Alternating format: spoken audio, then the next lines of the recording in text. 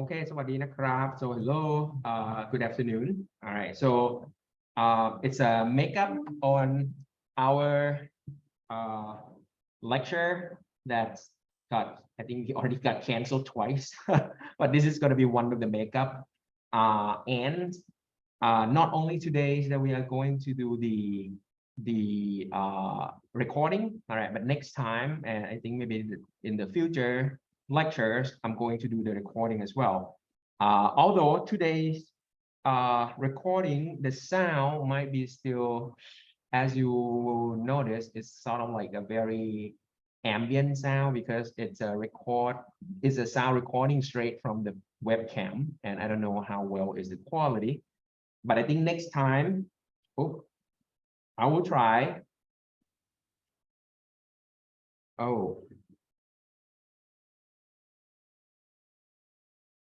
Okay. Something is going on with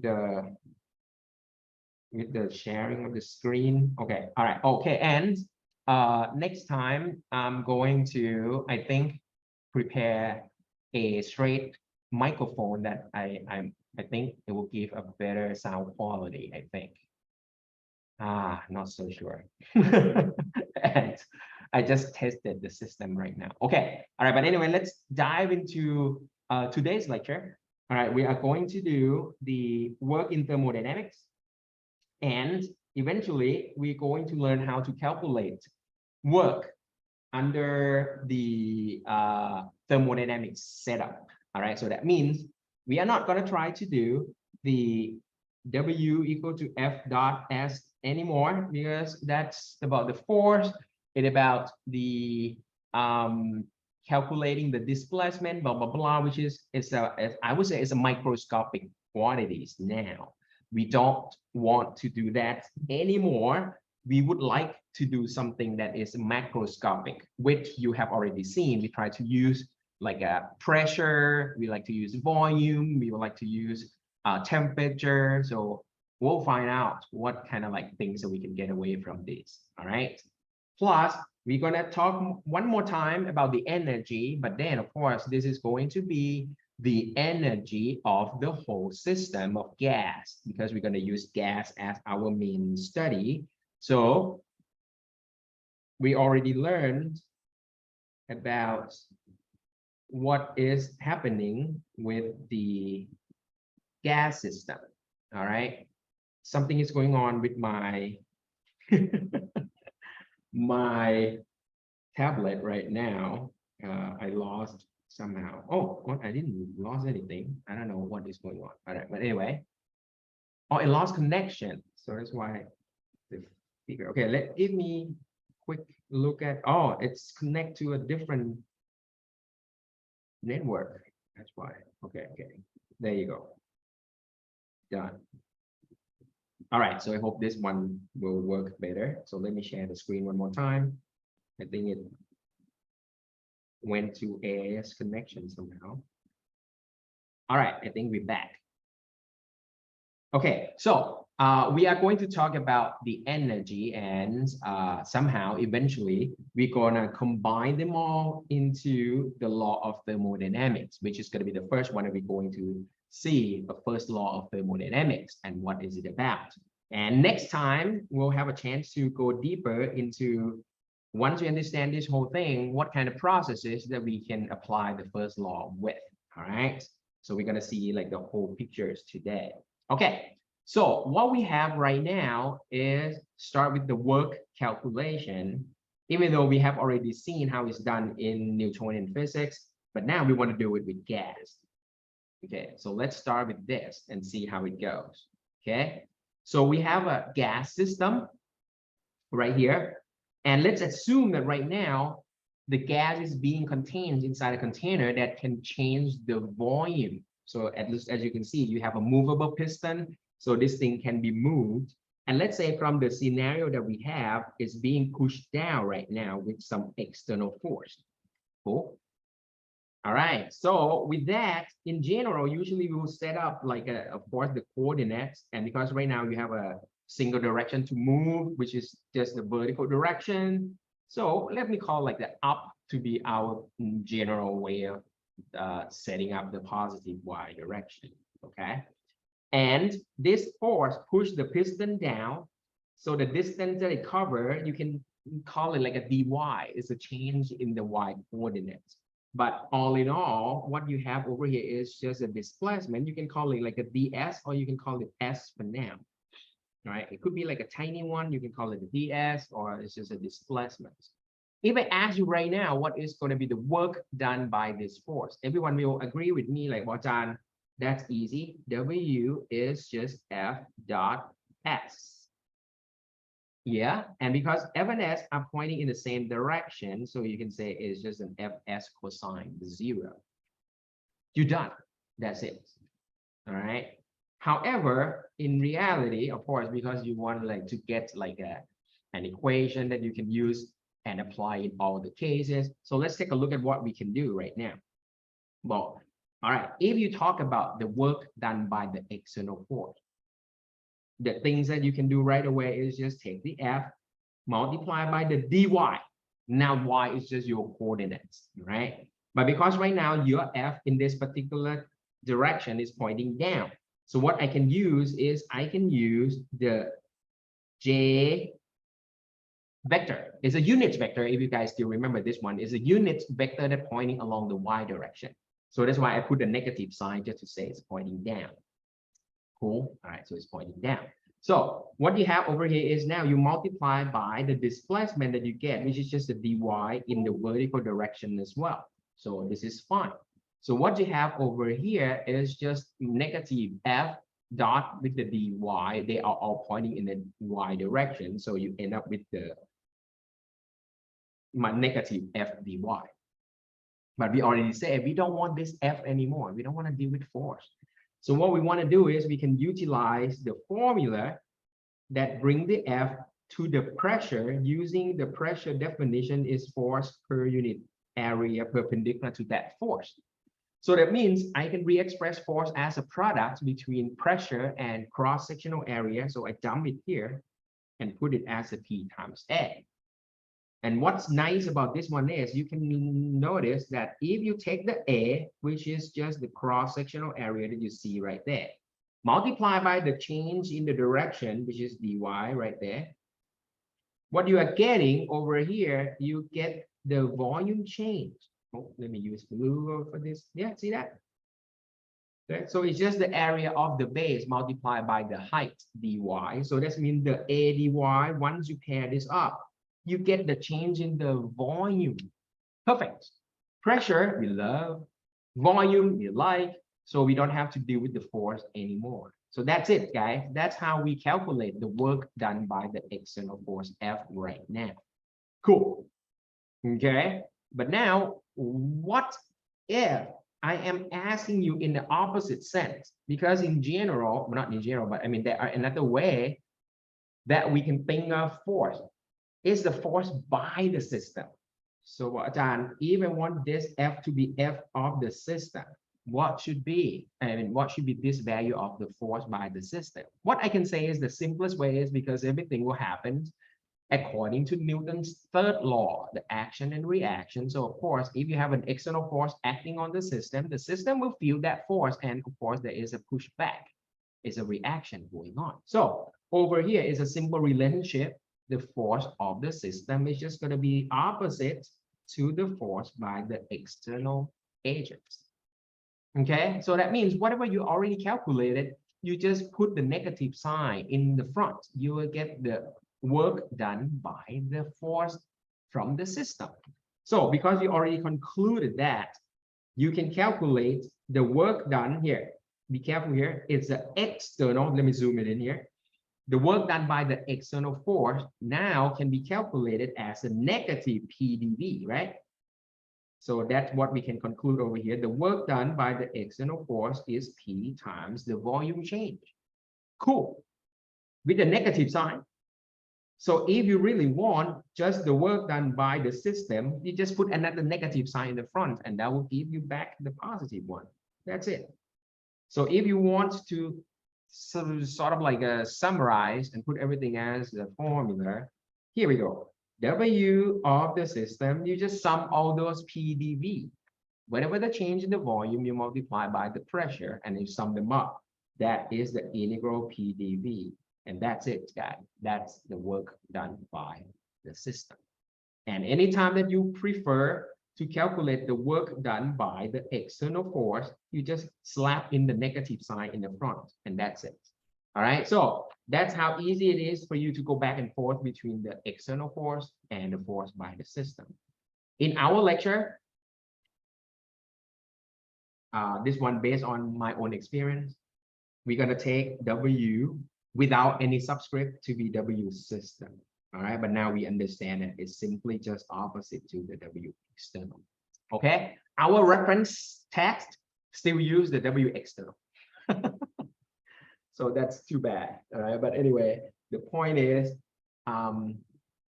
well, from the past experiences, it's just like people make a lot of mistakes by trying to do the W external, because every time you do that, you have to be careful with that extra negative sign. So it seems like more mistakes occurred in the past. So that's why I would like to stick with the definition of the W of the system. It seems natural somehow for this particular, maybe the study of the thermodynamics in the first pass. First time seeing this, doing this seemed natural to me. Okay, cool. So what else do we learn from this? All right, the thing is, because you already got the definition of the work done, and if you combine this with the stuff that you have already learned in chemistry, you use a lot of PV diagram, right? Remember that, PV diagram. So over here, you have P as the vertical axis and V in the horizontal axis. And now you can pinpoint anything on this PV diagram. You can pretty much specify the state of gas. Okay, so you can pick a point, bam, you read out the volume, you read out the pressure, you can combine this with the PV equal to nRT, and then you're pretty much good to go. You can calculate a lot of stuff out of this. But not only that, PV diagram can also being used as a tool to give you how a system change the states. When I say how, mean you have to specify how by tracing a path. You guys with me? So look at this one, for example.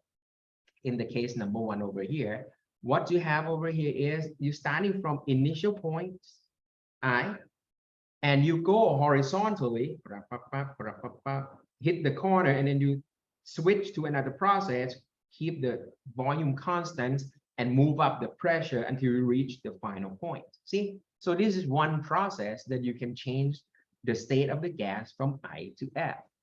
Cool.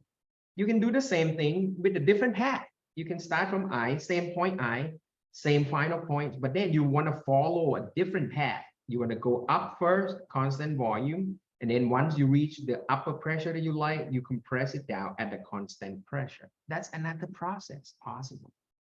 All right. And of course, you want to, I want to shoot right away from I to F with like some curved path. That's up to you. That's another way that you can reach the final point. But no matter what it is, these are all different in value of the work done. Why I can say that? Because, guys, look at the definition of the work. Work is integral of P dV, right? And don't forget, what we are looking at right now is work done by the system, all right? I'm going to emphasize on this for a while, and once we comfortable with what it means by the W system, I'm just going to call this W, all right? But anyway, the point is, you guys notice, P is just the y-axis, V is the x-axis. So actually, this integral looks like an integral of y dx. What is this? Yeah, is the area under the curve. Very nice. Okay, so with that, it means if you can figure out the area under the curve, that will give you the value of the work done. See, area under the curve. Area under the curve. Just keep doing it. Cool.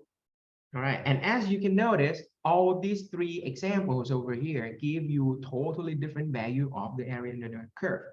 And that means they're going to give you different W. The work done by the system are different. All right. And another thing that is, I think, is sort of like very easy to spot and very easy to apply is how the volume actually changes. Look at the first case, for example. You're starting from VI, you compress it down to the final VF. You see, it's a compression. Volume decreases. So when the volume decreases, it means you're going to get somebody else squeezing down. So from the perspective of the system, you are gas and you are being done on. So you know right away the work done in this process is going to be negative. You guys with me? Okay, going from bottom point in the corner over here up doesn't give you any work done because the volume does not change. Same thing over here. All right, you know, whatever happens, the area that you got out here, of course, you're going to get the value of the area is the width times the height, let's say. But what you arrive at the end point, the work done is going to be, here we go. I can write it out as a negative A. You guys with me? Right? Because it's a compression. The volume at the end is smaller than the initial volume.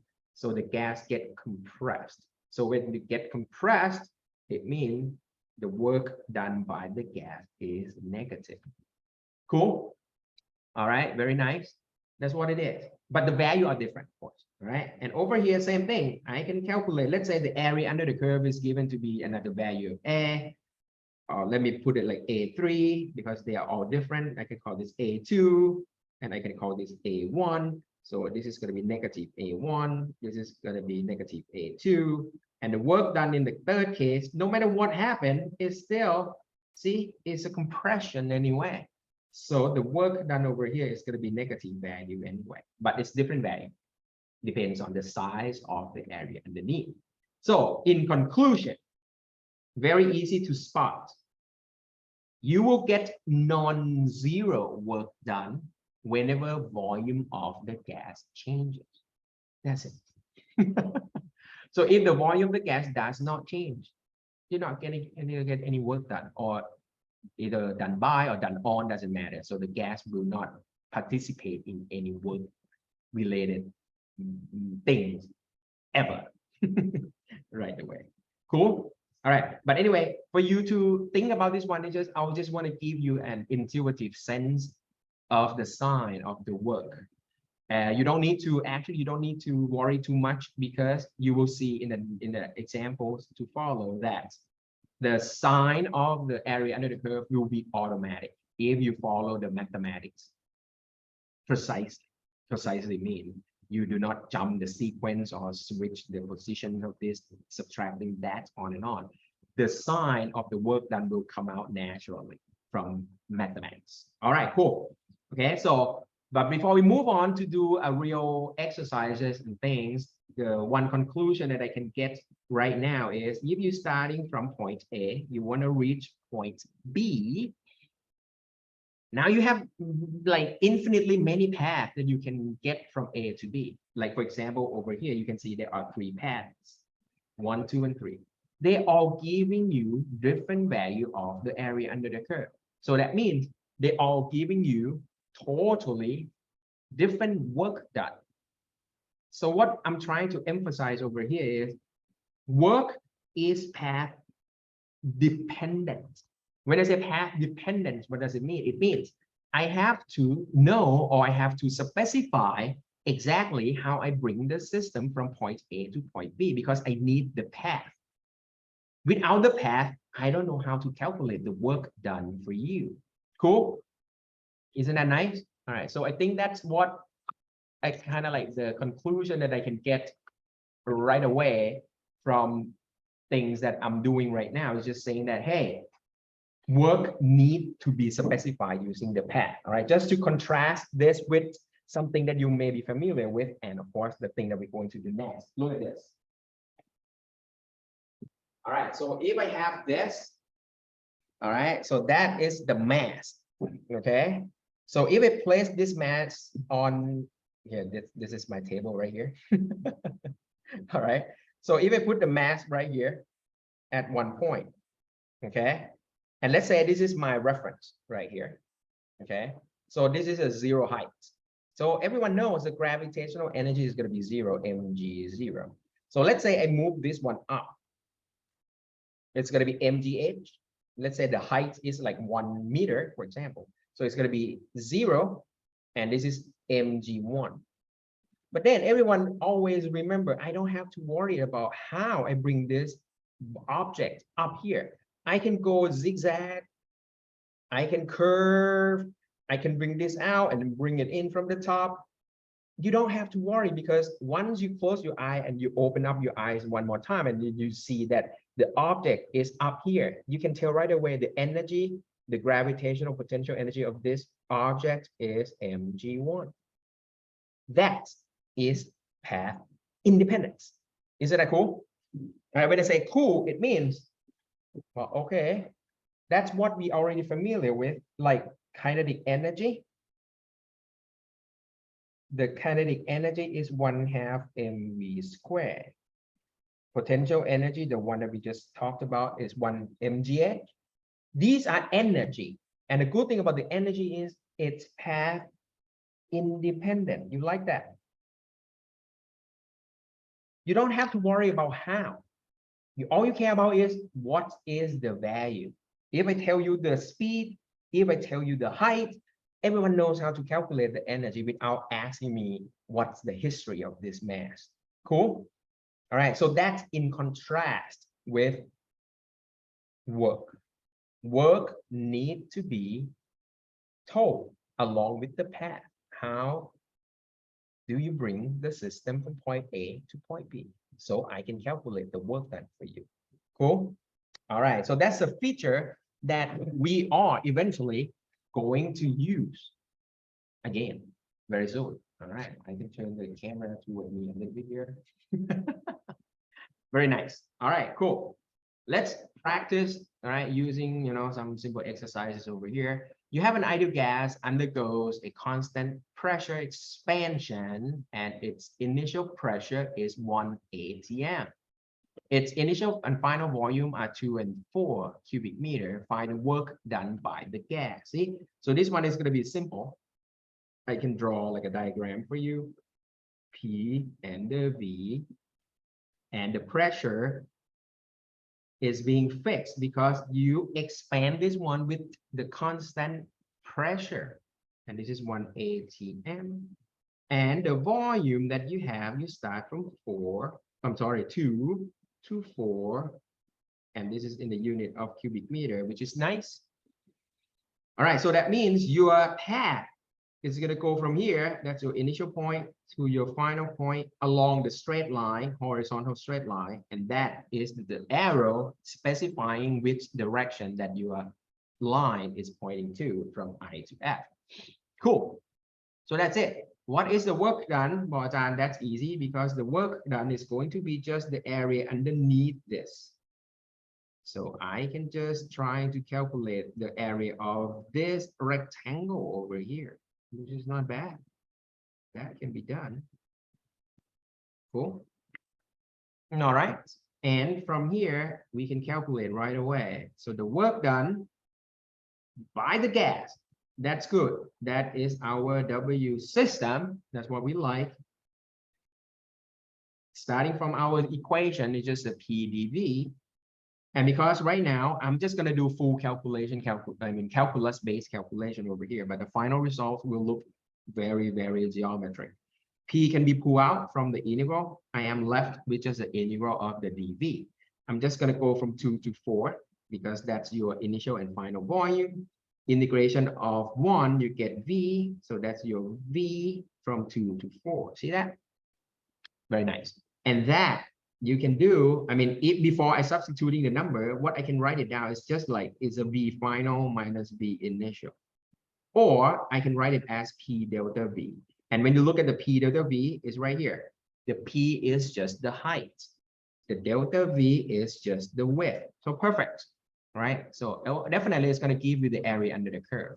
However, the nice thing about having this delta, and then you're trying to do the delta properly, this means you take the final minus the initial. What you are getting at the end is going to be, see, P 1 atm I can turn it into Pascal to make it SI. And then I take the final volume setup here first, followed by the initial volume. See, it's going to be 4 minus 2 cubic meter over here. So what you have over here is definitely it's a positive result, positive 2 times 10 to the 5th. And at the end, you're going to get back to the joules, the energy. Cool? All right, so that's what it is. As I said, the sign of the work done is automatic from the mathematics that you use to calculate this whole thing. And once you see this, it's coincide with your intuitive sense of the sign. Because what you have over here is you do an expansion. When gas expand, gas performing the work. So that's why the work done by the gas must be positive and be done. All right. So if the question just decided to ask what is the work done on the gas, when they said something done on, so it means there's some other external force acting on this gas, you just flip the sign. It's just going to be the negative of these numbers, negative 2 times 10 to the 5th, and you are done. Cool. All right, so that's kind of nice, I think. It's kind of good. All righty. Very nice. So I don't know if the sound is okay or not, but I'll try to switch it into, I don't know, I think I picked the right sound. Yeah, it's a microphone from the webcam. So I hope microphone from the webcam is going to be better than the microphone from my notebook right now. Yeah. All right, very nice. Keep going. Try the next one, guys. So we have 3 mole ideal gas undergoes a constant pressure expansion. The initial and final temperatures are 300 K and 400 K respectively. Find the work done by the gas. Once again, you want to figure out the W, work done by the gas. And everyone knows it's just the integral PdV. Yeah? Okay, so let's do that. So start from the top. W is just integral PdV. But once again, it's a constant pressure expansion, beloved. So that means you can pull P out from the integral. The integral of dV will just give you the V, and it's going to be V initial time, and then you end at the V final. So this one is exactly the repeat of what we just got from previous example right there. The only thing that is going to be different is now you don't have the information about the pressure and volume, but that's okay because it's ideal gas, so you know that it's always PV equal to nRT. All right, so that means, all right, I don't care. I get PV final minus PV initial. I can substitute that with the nRT final minus nRT initial, and that's it. All I need to know is just, I know the nR, a common factor, and it just followed by the change in temperature. That would be fine too because it's an ideal gas. And now it's just substituting the value, 3 moles, 3. R, we can just substitute that number later. But then here's the thing, as long as we keep the order of calculation perfect, final minus initial for the change all the time. So you start from 300, you end at 400, so it's going to be 400 subtracting out by the 300K. And that's it, guys. See? The number is automatically positive, which makes sense, right? Because the pressure the pressure during this expansion is constant. So that means once you raise the temperature, there's nowhere else that the gas can reflect to that change. The only way that you can do is just it has to expand somehow because temperature rises without changing any pressure. So the volume has to compensate for that increase in temperature. But every time that gas expands, gas performs a positive work. So that's why you get a positive 300R as your final result. And you are done. Isn't that cool? All right, so I think that's not too bad. And I think everything seems to be very doable in the sense that the way that we can calculate, follow PdV and integrate. And now we understand that everything that they ask, you have to be cautious about is just like, is this the work done by the system or is the work done by the external force? But the relationship is very simple. It's just opposite to each other, right? Okay, cool. All right, guys. So now let's get to a little bit more complicated setup, but it's still not too bad. So the example saying you have to determine the work done on a fluid, but that's okay, all right? Even though you don't have gas, but we said thermodynamics apply to everything. It doesn't have to be gas, but gas is just easy. But by saying that this is now a fluid, so you have to drop PV equal to nRT. So this is not applicable anymore. Okay, forget about it. All right, so what we have here is the expansion from point I to point F is indicated as in the figure. They just want to know what is the work done. Now here, be careful with the wording. Work done on. So this problem actually asking you to figure out W external. But that's all right. We already know that what you want to do is just doing negative of the W. That's all you care about. Okay, so I mean, if you know how to calculate the W, which is the integral of the PDV, or in this particular case, you look at it, you don't need calculus, it's just area under the curve. That's all you have to do. So with that, that's gonna be fine. All I need to do is just calculate this rectangle area here, this trapezoid right there, and at the rectangle right there. Whatever the value that you get, let's say I have the area calculated to be A. So that's it. And you look at this one, you're going from small volume to a bigger volume. So this fluid expands. So the fluid must be doing the work by itself. So I know right away my final answer is going to be positive A. You guys with me here? Okay, the area under the curve, you're definitely going to get just numbers out of that. All right, you get a number. But then you know that during this process is the expansion process.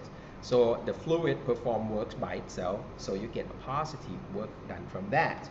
And of course, because this problem asking you to figure out the W external, that's it. You just say it's a negative of the area that you got. Done. And if you want to move on to part B, they say, hey, how much work is performed on the fluid if it's compressed backward following the same path? We don't have to do anything because, of course, following back the path, you get the same value of the area.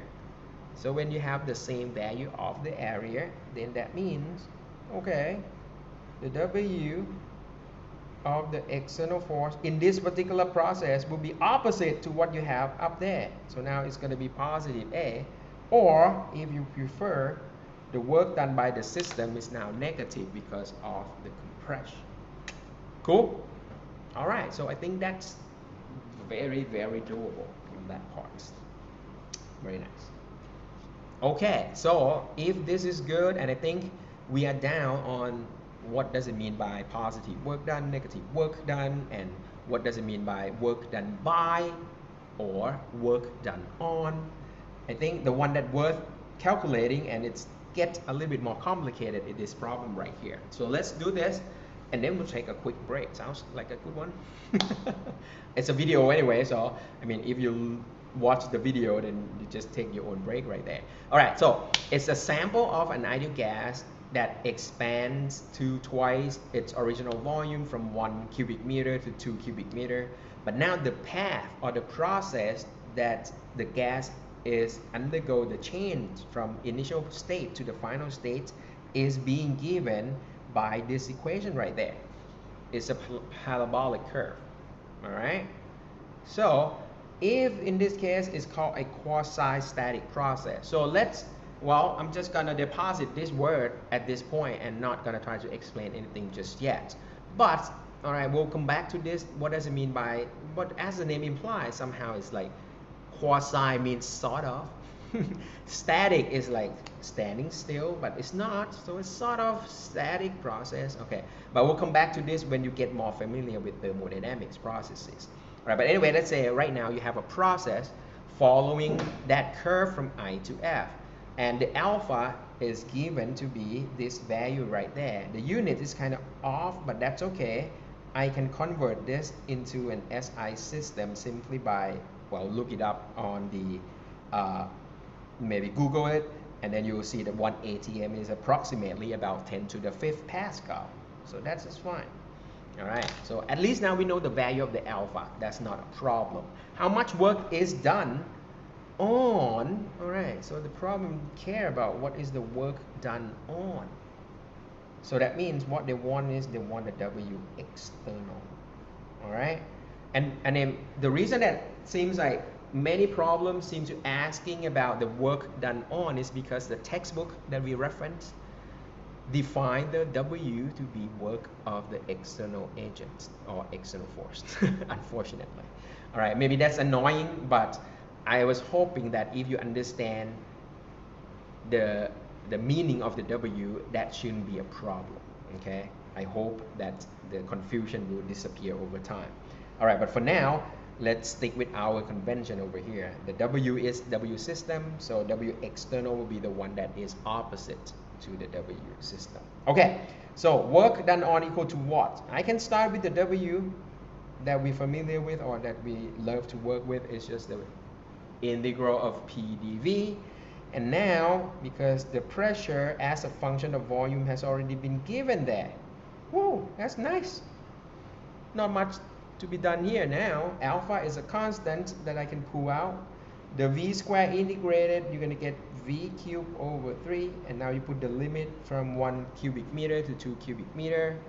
And that's gonna be, I can pull out number 3 as well. So you're gonna get 8 minus 1. Cool?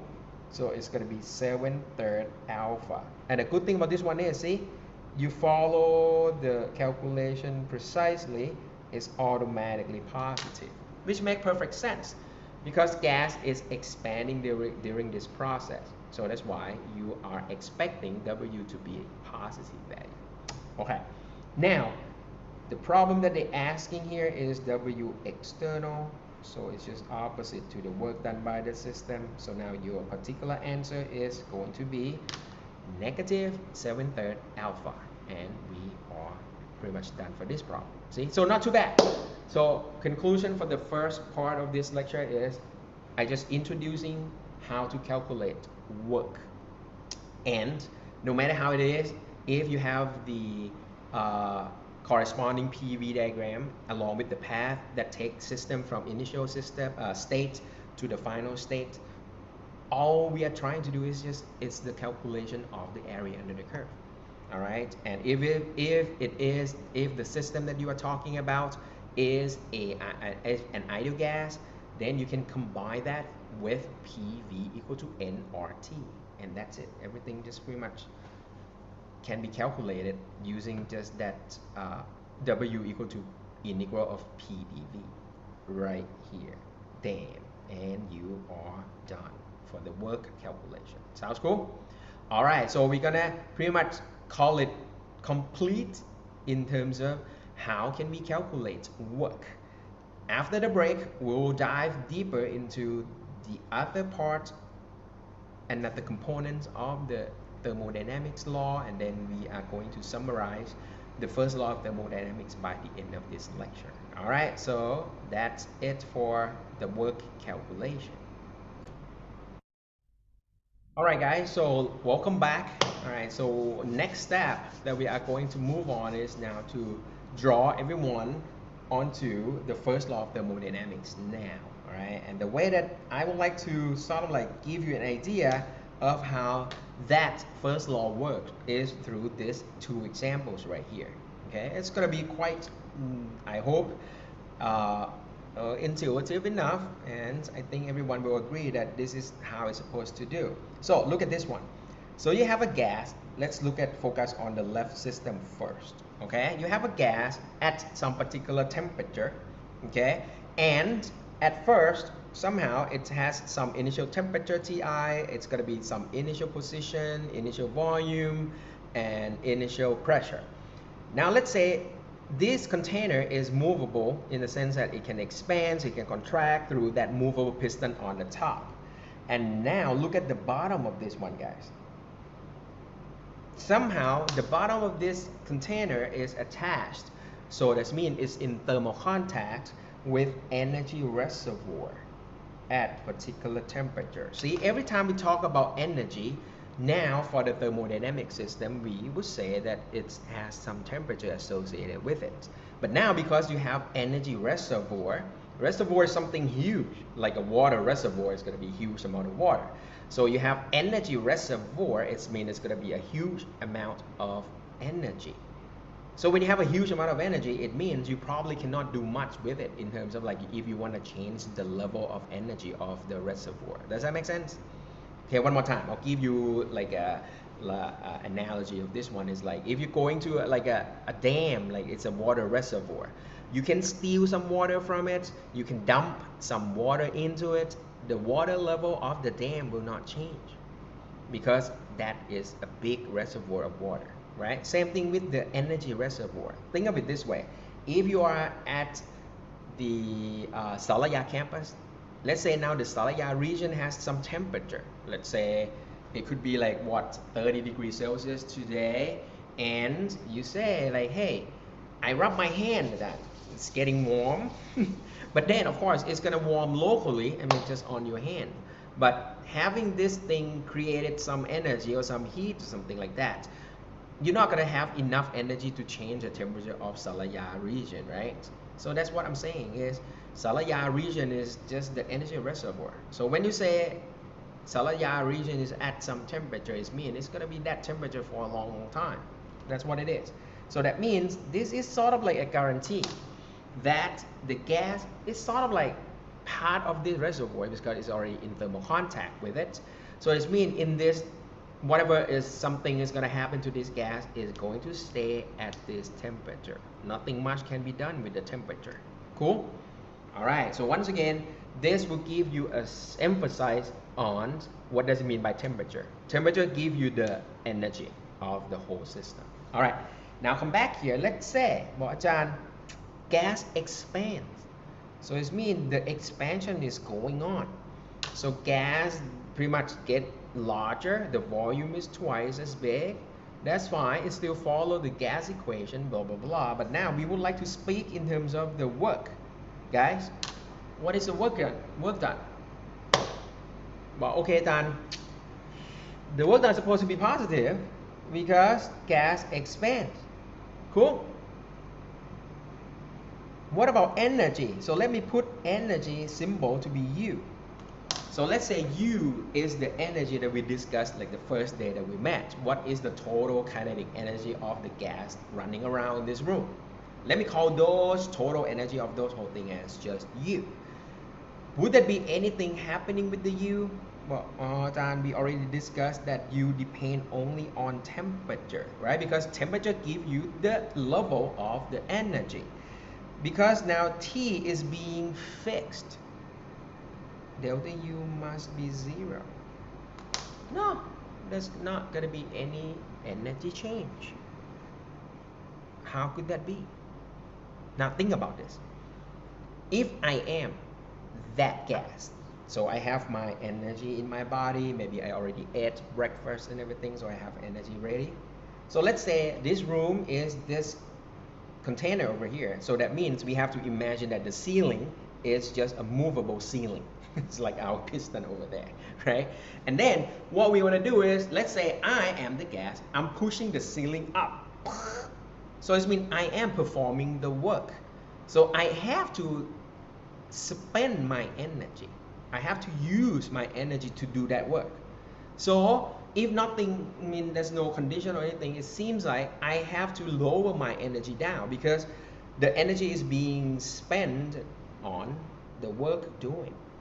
Does that make sense? All right, so it means I have to use part of my energy to do some work. But no, in this particular case, well, Ajahn, wait. The condition that we have right now is we maybe by conditions, you cannot change the energy of your body.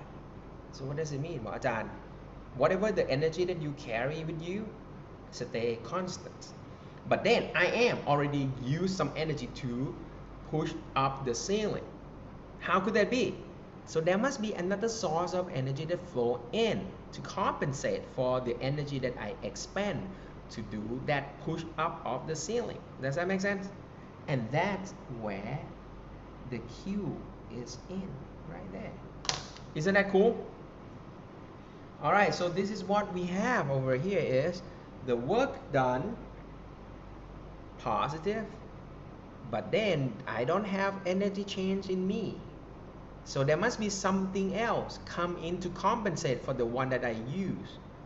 And they must match or balance exactly 100%. And that's kind of cool. So W is positive, Q must be positive as well to compensate for that, right?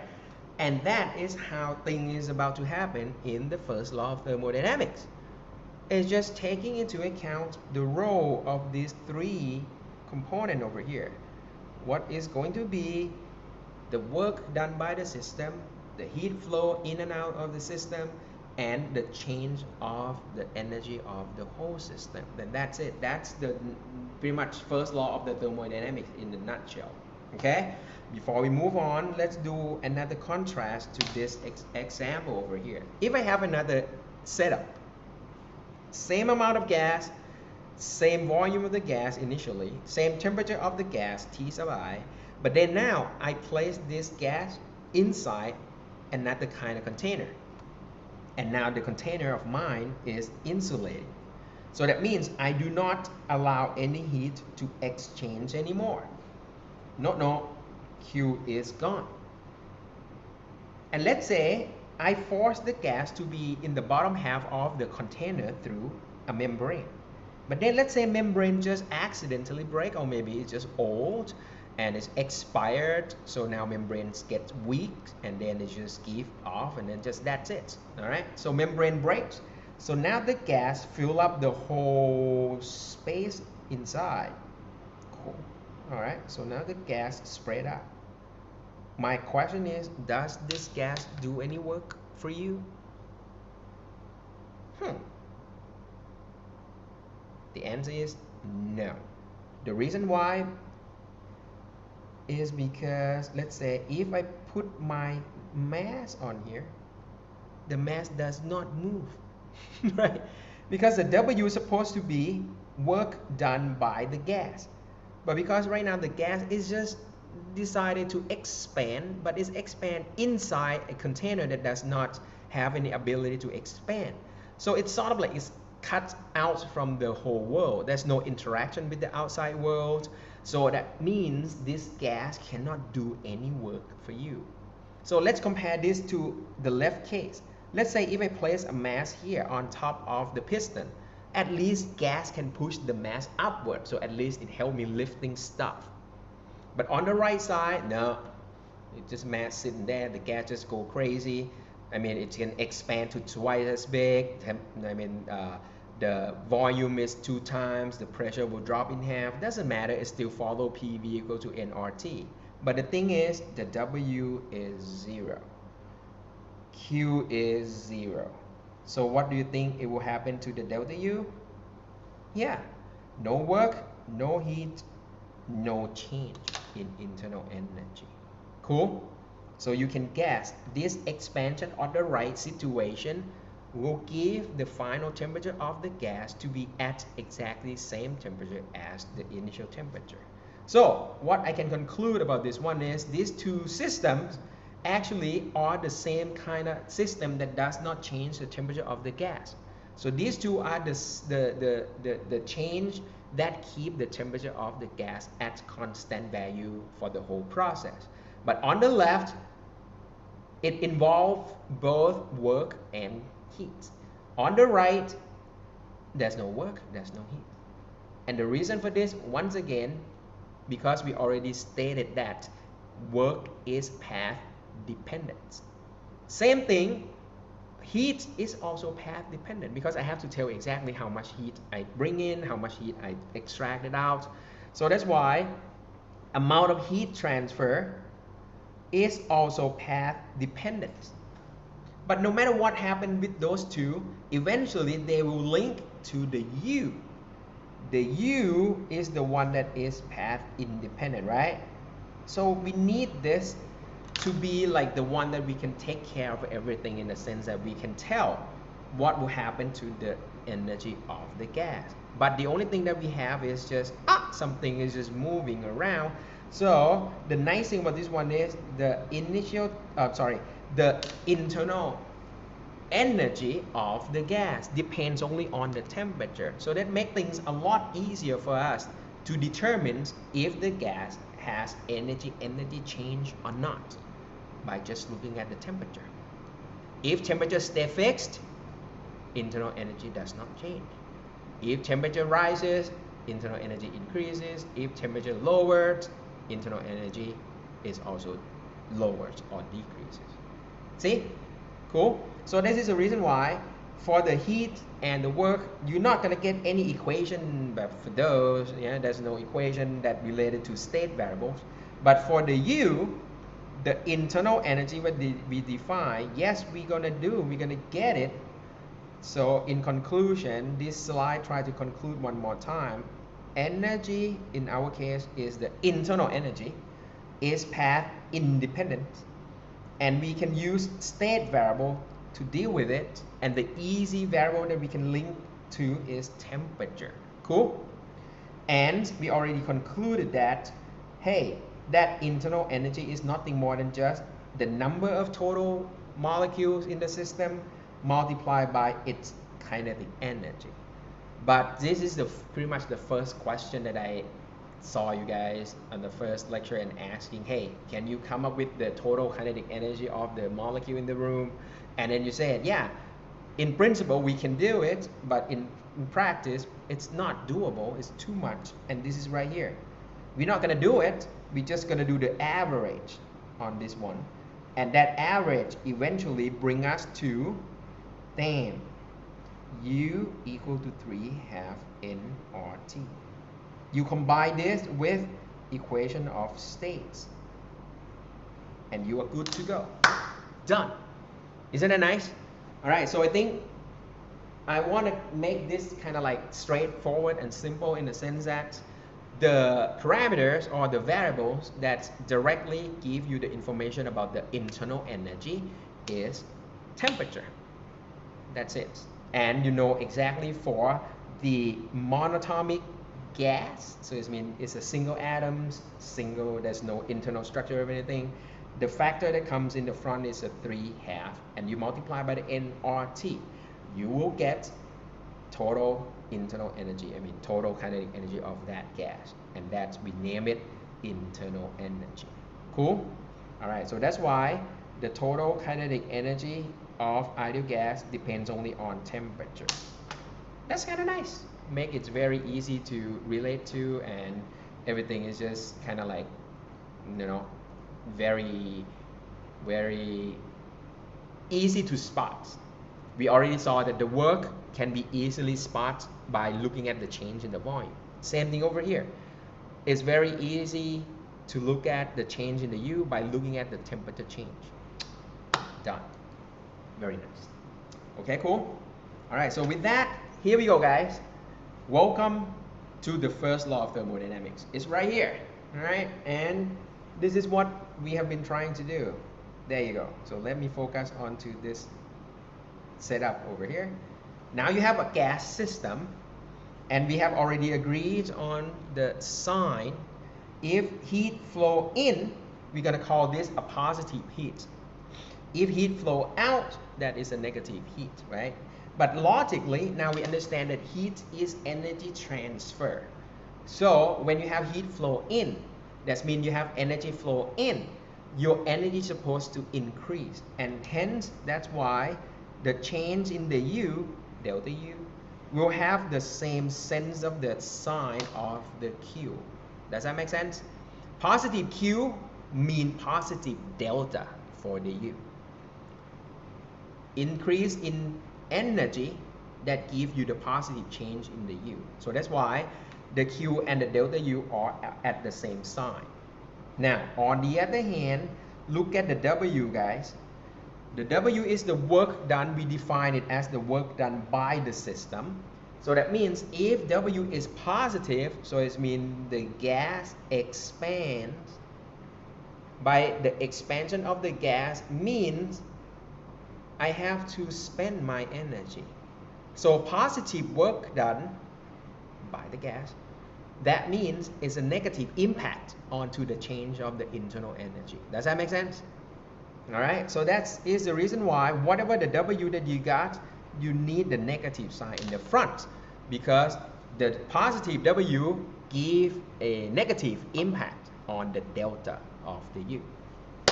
And when I combine this whole thing into one, that's it, guys. This is the first law of thermodynamics.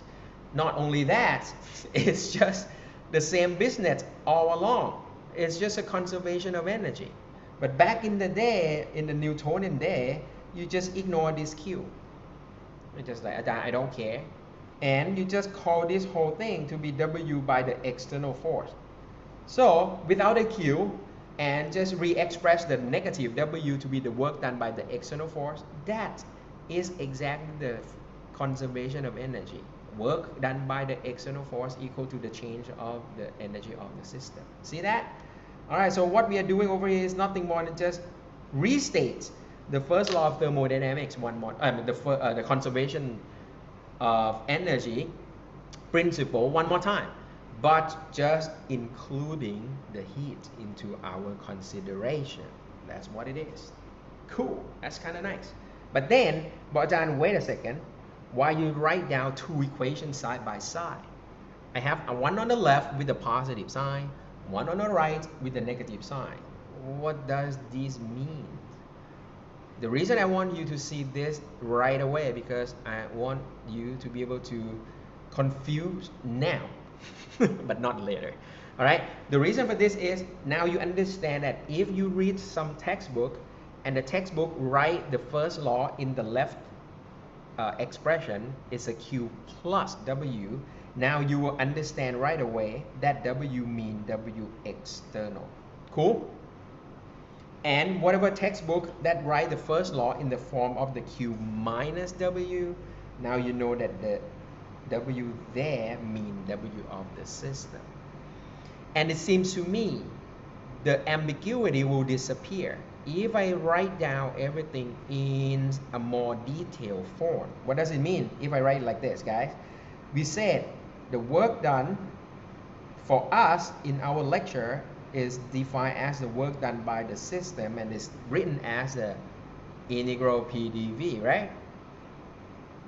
And if you want this to be written in terms of the work done by the external force, you just slap in the negative sign in the front, correct? So now you see where I'm going. So if I write my first law of thermodynamics one more time in the PdV form, it's going to look like this. Here we go, guys. Negative PdV, right? Cool? But then now it's up to you, Bogdan. I can interpret this one here, PdV right here. That's my W of the system, and that is my W. That is fine.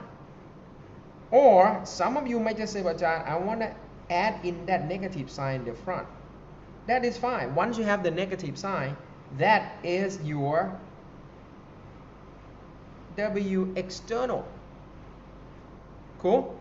So with the negative sign in the front, no doubt, you don't need, it's like the negative sign is being absorbed into the definition of the W external. So that's why you can just leave the sign in the front to be positive. So what I'm saying is, if you write down the whole equation in the PdV form, there's only one single equation. It's going to be Q minus PdV, and I'm done right there. Okay, so I hope that, I mean, you might not find it confusing at this point because you might be just listening to me.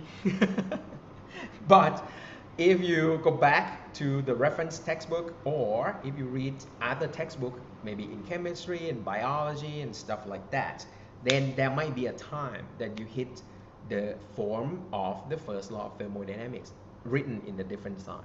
But I hope now I make things, I'm stating the obvious, that there's no way that you're going to get different principle of first law of thermodynamics, right? They're all going to be exactly the same. Okay? Alrighty. Nice.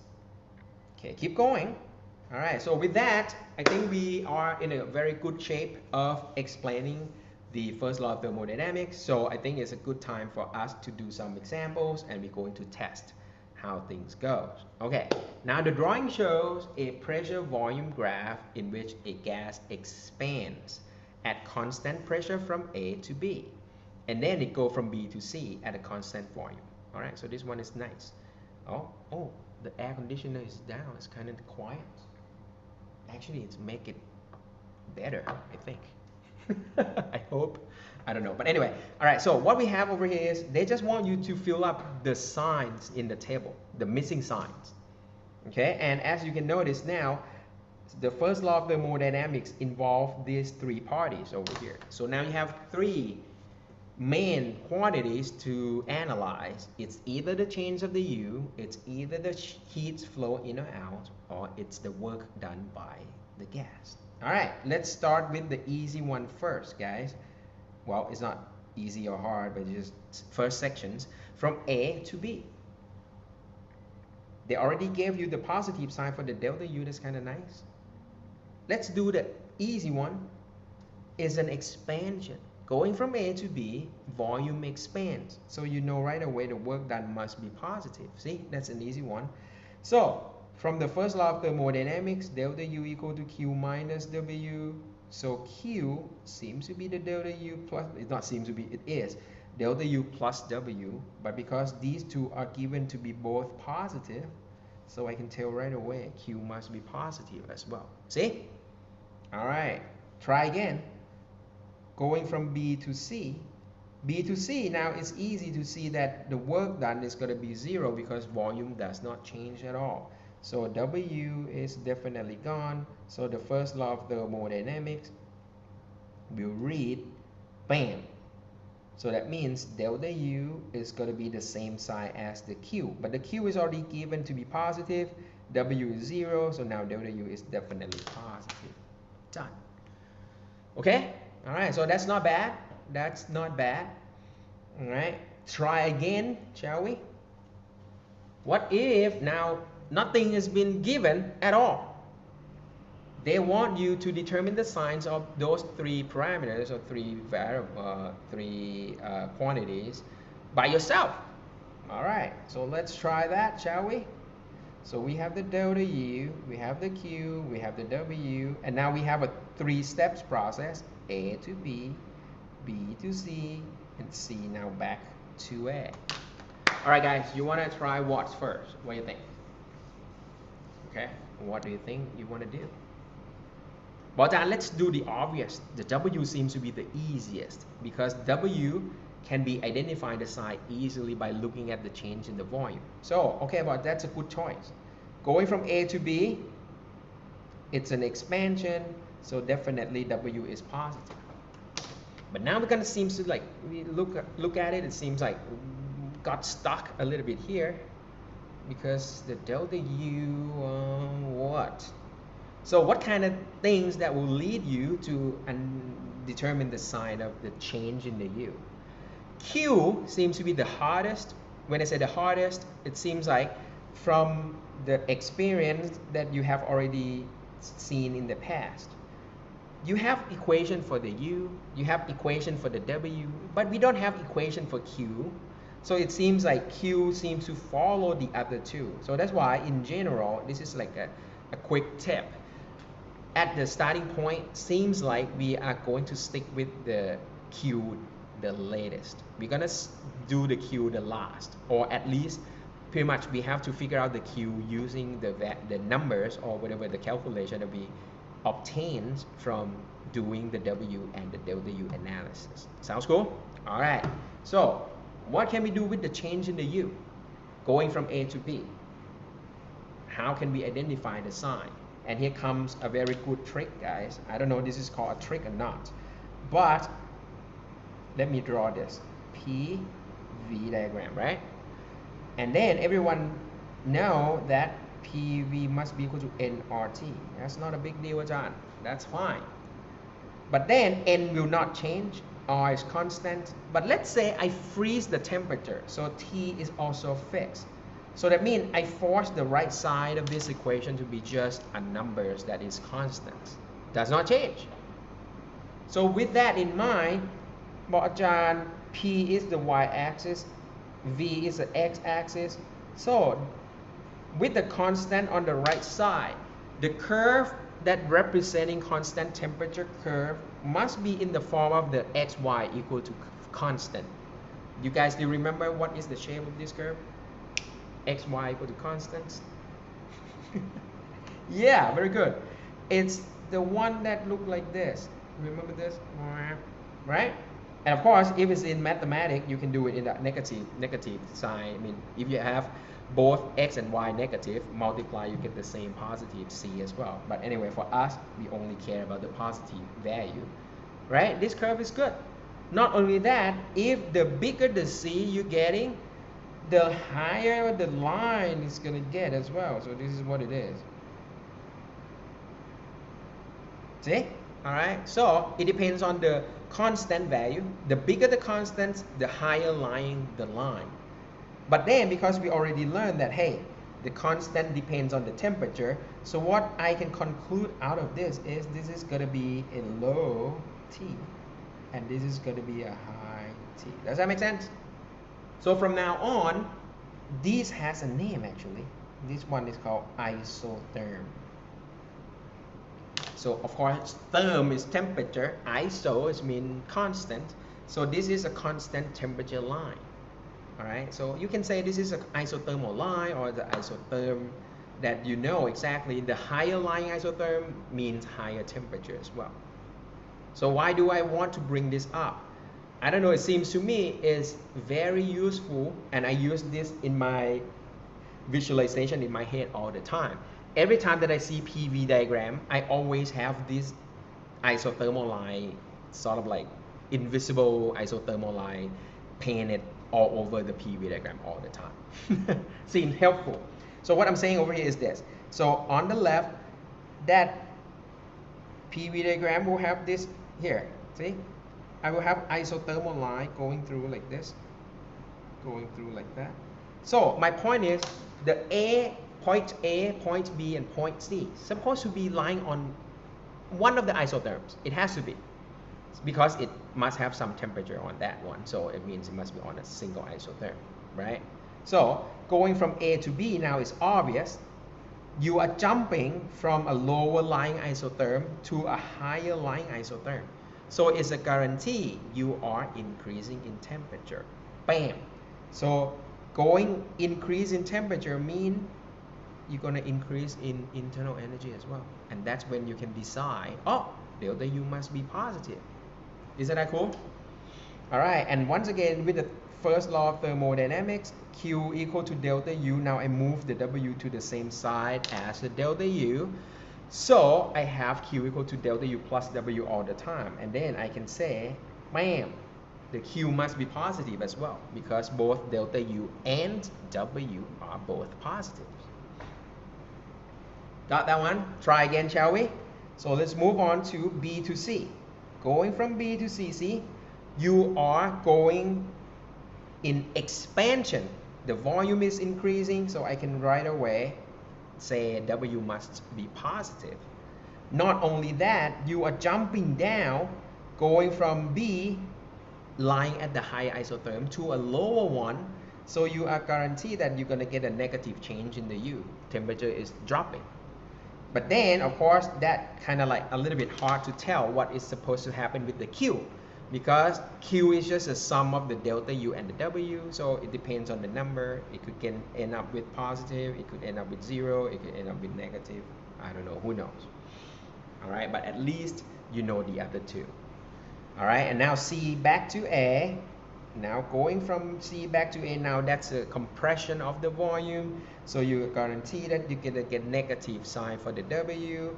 And going C back to A, now you jump down the isotherm. You jump from the higher one to a lower one. So the delta U must be negative. And with that, it's guaranteed that the Q must be negative as well. Isn't that nice? All right. So the nice thing about this one is it's a process that come in a closed loop. So it's a full circle, so it's like a cyclic process over here. So what you have over here is you are enclosing something in here, And the concept of you have an enclosed volume is going to come in very handy when we discuss about the thermodynamics process later. All right, so I'm going to sit down a little bit here.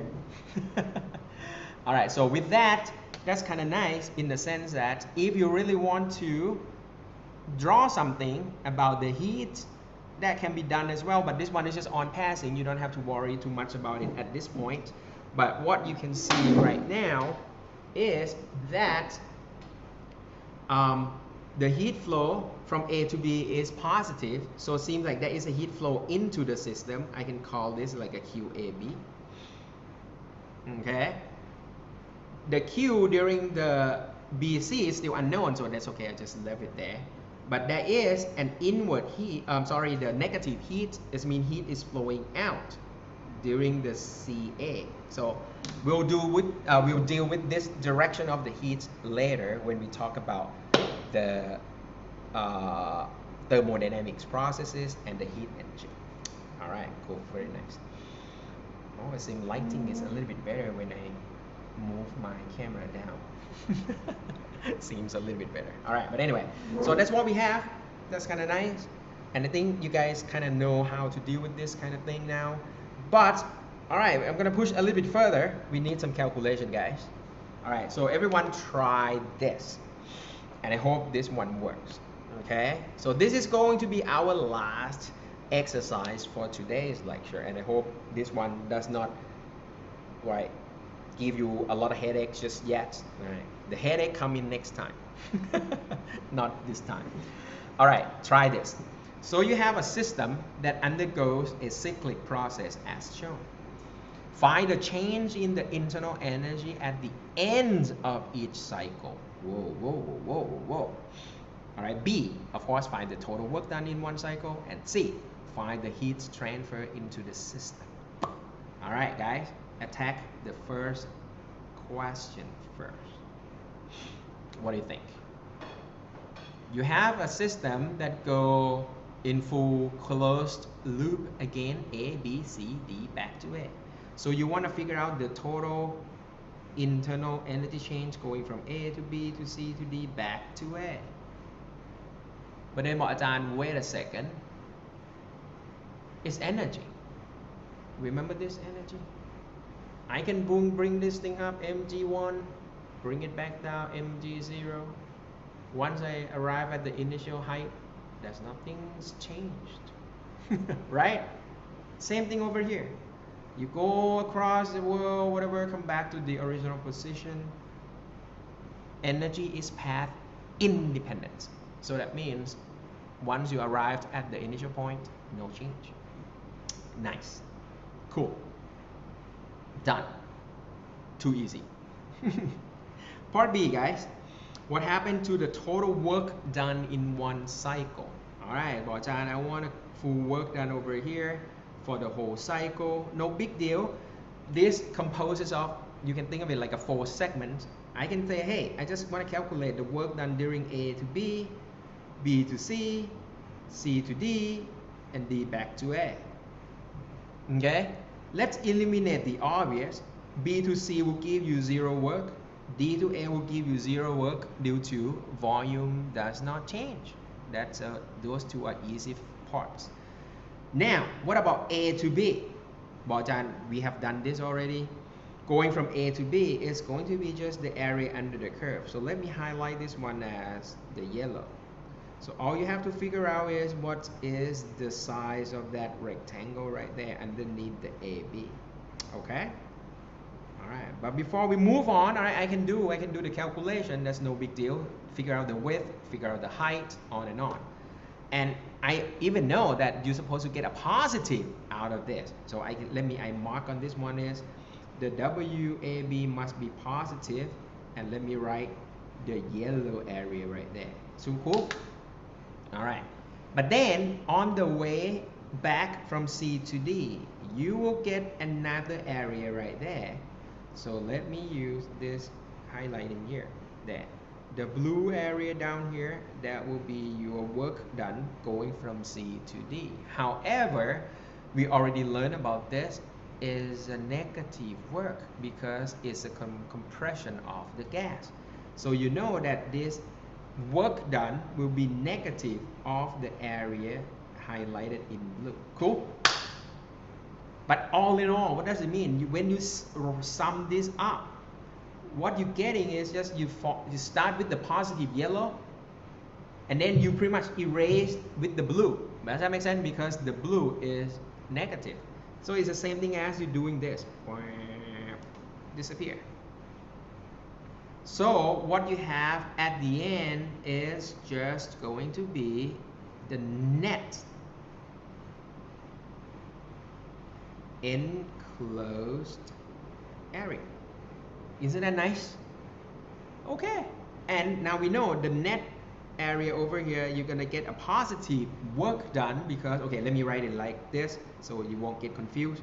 Let's say that the area of that yellow portion that we have left over here is just the width times the height is A.